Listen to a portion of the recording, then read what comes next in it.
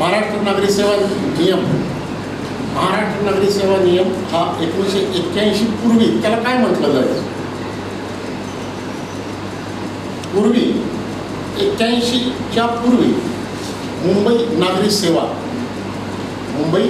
सेवा नियम असं म्हटलं जायचं. मग जसं स्वातंत्र्योत्तर काळ झाला, 61ला आपलं महाराष्ट्र राज्य स्वतंत्र झालं, त्या अनुषंगाने हळूहळू ह्या ज्या काही नियमावल्या आहेत ह्या बदलत गेल्या, त्याचं स्वतंत्रता करत गेलं. त्यातल्याच आपण BCSR इंग्लिशमध्ये बॉम्बे सिव्हिल सर्व्हिसेस रूल्स म्हणत होतो त्याला, आणि त्याचे 2 भाग होते, 1 आणि 2.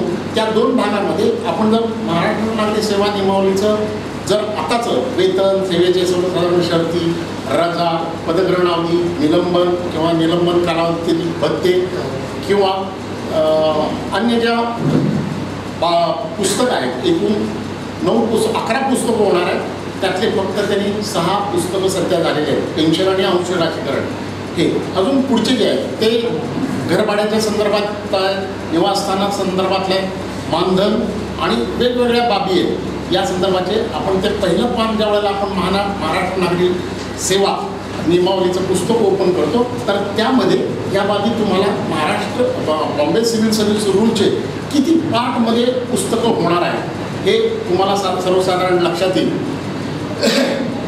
महत्त्वाची बाब की आजच्या ट्रेनिंगमध्ये आपण महाराष्ट्र नागरी सेवा नियमाची मला एकूण 6 पुस्तकाचं प्रशिक्षण देण्याचं विषय दिलेला आहे.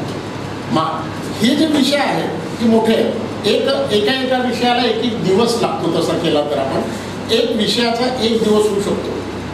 तर यामध्ये मला रजा दिले, त्याच्यानंतर पदग्रहण अवधी संबंधात दिले आणि सेवेच्या सर्वसाधारण शर्ती, त्याच्यानंतर शिस्त व अपील, वर्तणूक आणि वेतन या संदर्भात म्हटलेलं आहे, आणि शेवटी पत्र्यावर शाळा हा विषय आहे.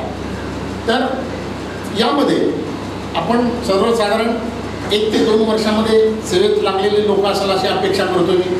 बरोबर आहे? किती वर्ष झालेली आहेत सर्वसाधारण? 3 वर्ष झाले. PRBचा एक चान्स घेतलेला असेल, पास झालेला आहात. हो, मग पास झालेला आहात तर तुमची जबाबदारी फार मोठी आहे, कारण पास होणारा माणूस हा वरिष्ठ श्रेणी लिपिकाच्या प्रमोशनसाठी, पदोन्नतीसाठी पात्र आहे. त्याच्याकडेच्या अपेक्षा वेगळ्या आहेत. आज तुम्ही PRT पास होताना ज्या पद्धतीनं अभ्यास झाला असेल, तुमच्याकडे तुम्हाला ट्रेनिंग दिलं असेल, ते त्या ट्रेनिंगचा उपयोग करून जास्त करून ट्रेनिंगमध्ये किती जाते, पण स्वतःचा अभ्यास आणि स्वतः केलेला जो काही प्रयास आहे यातूनच तुमची PRT झालेली आहे. आता PRTच्या परीक्षेच्या अनुषंगानं तुम्हाला जे काही उत्तरं मिळालेली आहेत, पण त्याच्या पुढचा भाग तुम्हाला सिनियर क्लार्कच्या दृष्टिकोनात नाही की जी जबाबदारी मोठी होणार आहे. सिनियर क्लार्कच्या पदोन्नतीसाठी पात्र असणाऱ्या माणसाला नोटिंग हँड पण म्हणलं जातं. काय म्हटलं जातं? Noting hand. नोटिंग हँड महत्त्वाचा माणूस आहे की जो आपल्या पत्र्यावर शाखेच्या किंवा लिपिकाच्या संदर्भातला तो परिपूर्ण ज्ञान असलेला लिपिक समजला जातो. म्हणजे PRT पास झालाय, हरकत नाही बाबा, आता तुला टेबल घ्यावा लागेल एखादं. पण आज आपल्या DGFच्या वर्किंगचा पॅटर्न आणि जिल्ह्याच्या वर्किंगचा पॅटर्न किंवा आयुक्तालयाचा वर्किंगचा पॅटर्न मध्ये जरा फरक आहे. वर्क जो आहे, वर्क जे तुमचं कंपॅरिझन दिलेलं असतं ते वर्कचं फरक आहे. मला सांगा, तुम्ही आज BG ऑफिसमध्ये ज्या वेळेला टेबल वर्क करता, त्या टेबल वर्कमध्ये तुम्ही काम काय करताय? सध्याचं जे वर्क आहे तुमचं ते वर्क आहे आलेले टपाल नोंदवून घेणं, जुनी फाईल काढणं, रेफरन्सेस काढणे, ते रेफरन्सेसला त्याला बाइंड करणं, ते जोडून ठेवणं आणि नोटिंग क्लार्कला म्हणजे सिनियर क्लार्ककडं ती फाईल डेट वाईज लावून देणे. तयार झालेल्या कामाचं टायपिंग करणे किंवा ते दुसरीकडून जर दिलं असेल तर ते टायपिंग करून आलं असेल तर त्याची बरोबर आहे की नाही हे चेक करणं, मार्किंग करणं आणि आपल्या वरिष्ठाकडे सहीसाठी तयार करून देणे किंवा डिस्पॅचला पाठवून सही करणं.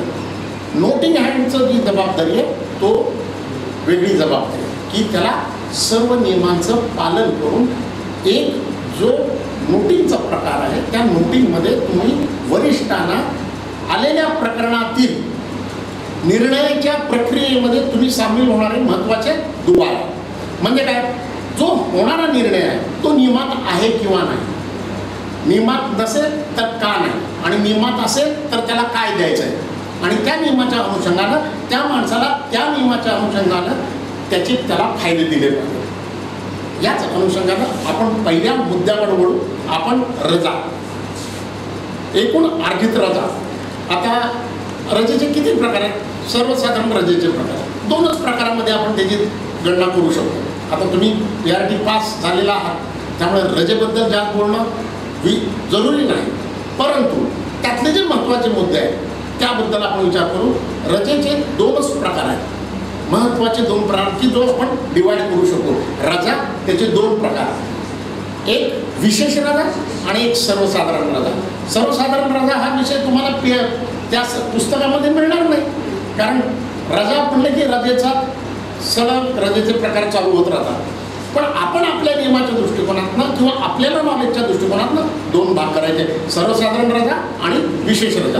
सर्वसाधारण रजेच्या अनुषंगाने सर्वसाधारण रजा म्हणजे पहिल्यांदा अर्जित रजा,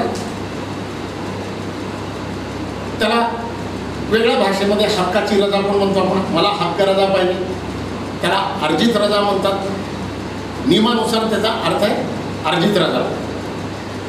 आता मूळ रजा मागणे हा हक्क आहे का? बरोबर आहे. म्हणजे तुम्ही रजा मागितली म्हणजे तुम्हाला हक्क मिळाला किंवा तुम्ही नोकरीला लागला म्हणजे रजा मला मिळालीच पाहिजे हा तुमचा हक्क आहे का? नाही आहे. म्हणून रजा मंजूर करणं किंवा नामंजूर करणं हे सक्षम प्राधिकाऱ्याच्या अधिकारातली बाब आहे. सक्षम प्राधिकारी म्हणजे तुम्हाला जी अर्जित रजा मंजूर करण्यासाठी जो सक्षम आहे त्या अधिकाऱ्याचा ती जबाबदारी नाकारायचा सुद्धा त्याला पूर्ण अधिकार आहे. याच अर्थानं अर्जित रजा पूर्वी म्हणजे 1981 सालात ज्यावेळेला हे पुस्तक निर्माण झालं आणि 96 पूर्वी आपण 1 दिवसाची अर्जित रजा जर जमा आपल्या शासकीय सेवेमध्ये जर जमा व्हायची असेल त्यावेळेला 11 दिवस तुमची सलग नोकरी पाहिजे. म्हणजे त्यावेळेला 11 दिवसाला 1 दिवस अर्जित रजा तुमच्या रजा खात्यामध्ये जमा होत होती. परंतु नवीन 96 नंतर ज्यावेळेला 5वा वेतन आयोग लागला त्यानंतर रजाचं स्वरूप बदललं. महिन्याला 2.5 दिवस आणि ती रजा तुम्हाला तुमच्या रजे खात्यामध्ये 2 टप्प्यामध्ये जमा केली जाते. पहिल्या 6 महिन्यासाठी 15 दिवस, दुसऱ्या 6 महिन्यासाठी 15 दिवस. दर वर्षाच्या जानेवारीत ती जमा केली जाते आणि जुलैमध्ये 1 जुलैला जमा केली जाते.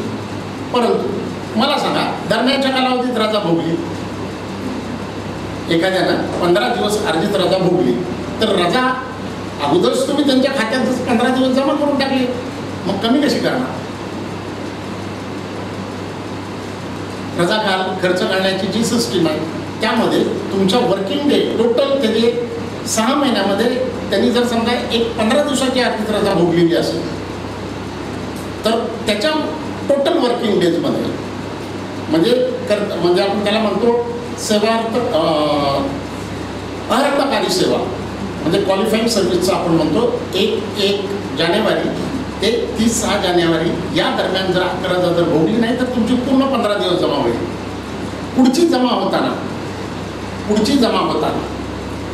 जमा करताना तुम्हाला पुढच्या कालावधीत भोगली असेल किंवा त्याच्या अगोदरच्या कालावधीत भोगली असेल तर त्या प्रमाणात तेवढी रजा तुम्हाला खर्ची घालावं लागेल.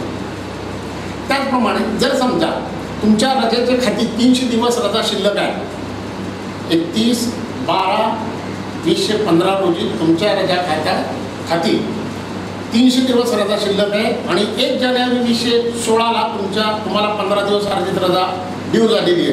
काय होईल या? का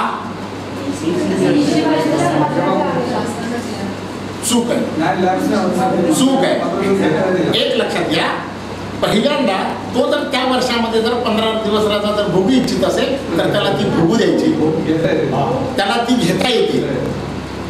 लक्षात घ्या, लॅप्स होत नाही. पण त्या 6 महिन्याच्या पुढच्या 6 महिन्याच्या कालावधीत जर त्यांनी न्याय जर घेतली तर ती काय होईल, लॅप्स होईल.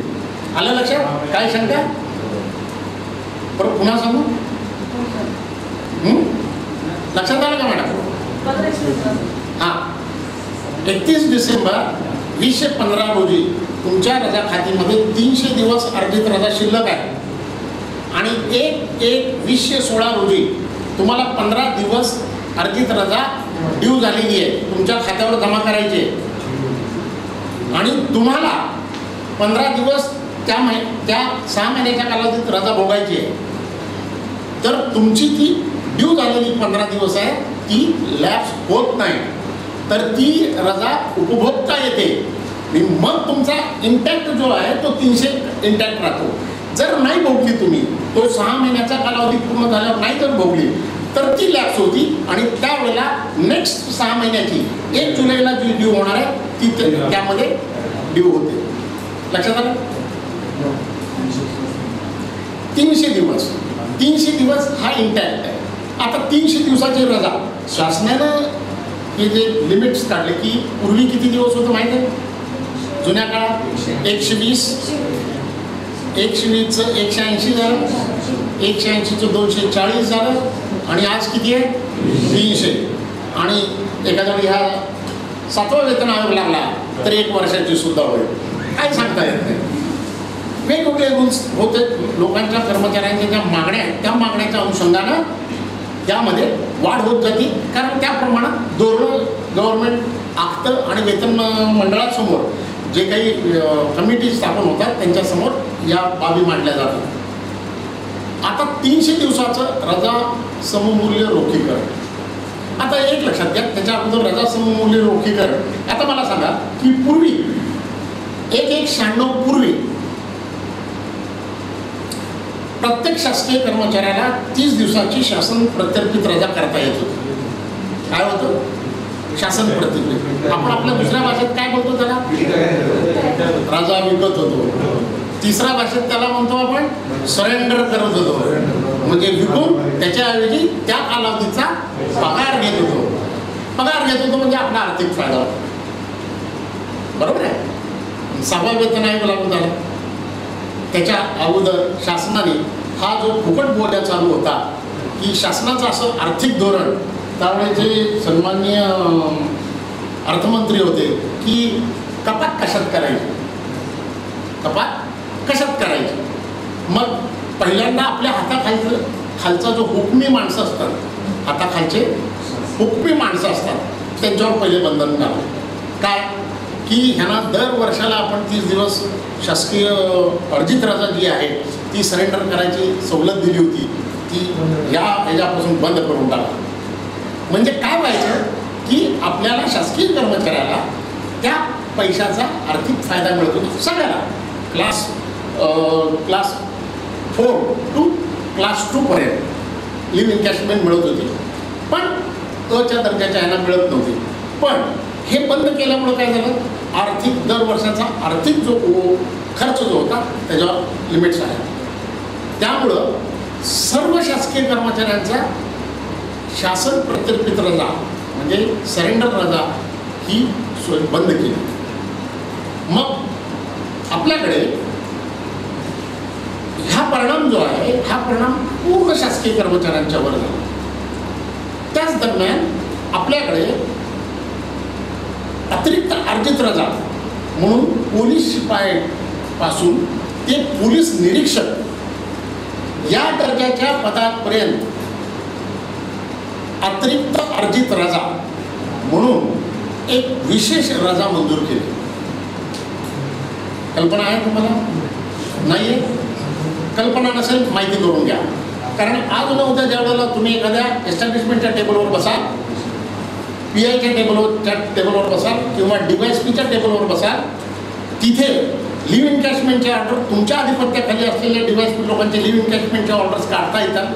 त्यावेळेला तुम्हाला हा रजेचा प्रकार PI लोकांचे जे प्रमोशन होऊन गेलेले आहे, प्रमोशन होऊन DYSP झालेले आहेत, त्यांच्या रजेच्या अकाउंटमध्ये ॲडिशनल लिव्ह म्हणून एक कॉलम असेल 15 दिवस. आता आपण दुसऱ्या या आपल्या चर्चेमधूनच आपण दुसऱ्या रजेकडे चाललो की जी रजा जी आहे ती अतिरिक्त अर्जित रजा ही केवळ पोलीस शिपाई ते पोलीस निरीक्षक या दर्जाच्या पोलीस अधिकारी कर्मचाऱ्यांना. आता ही 15 दिवसाची अतिरिक्त अर्जित रजा द्यायच्या मागचं कारण का कोणी सांगू शकाल? नाही सांगू शकत. या पोलिसाची मुलं किती आहेत का म्हणून? पोलिसाची मुलगी आहेत. Very good. तुम्हाला नाही लक्षात येणार पण मुलं जरा मुलांना आपल्या वडिलांच्या कामकाजामध्ये काहीतरी माहिती करून घेत असतात. ज्यावेळेला ऑफिसला जातात हे ते करून घेतात. तर आता एक सांगतो, 15 दिवसाची अतिरिक्त अर्जित रजा जी ॲडिशनल अर्न लिव्ह जे म्हणतो ती वर्षाला 15 दिवस मिळते. 15 दिवस मिळते म्हणजे अशीच मिळत नाही. त्यांनी वर्षभर 365 दिवस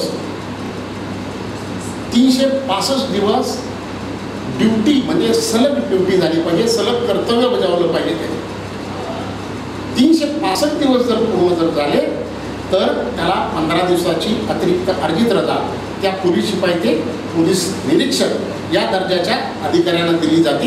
ही जी रजा आहे ती 1/10/1979 ही खास सवलत म्हणून पोलीस खात्यासाठी मंजूर करण्यात आली.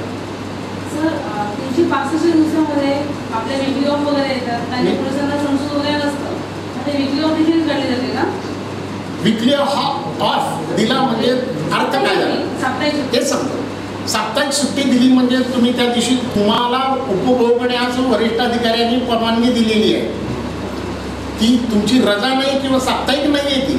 ती तुम्हाला आठवड्यात काम केलंय म्हणून तुम्हाला उपभोगायला सुट्टी उपभोगायला परवानगी दिली आहे. ती 24 तास नोकरीमध्येच येते. 365 दिवसामध्येच येते विकली ऑफ. कारण पगार देतो ना आपण. आलं लक्षात? त्या दिवसाचा पगार मिळतो. 6 दिवस काम करून 7व्या दिवशी सुट्टी भोगणं हे शासनाने नियमित केलेले नियम केलेले आहे. त्यामुळं विकली ऑफ हा त्या आपल्या कर्तव्य कालावधीमध्ये गणला जातो. मी आता सांगतो कर्तव्य कालावधीमध्ये न गणणारे कुठल्या रजा झाल्या? अर्जित रजा नाही. अर्जित रजा तुमच्या कर्तव्य कालावधीत गणली जाते.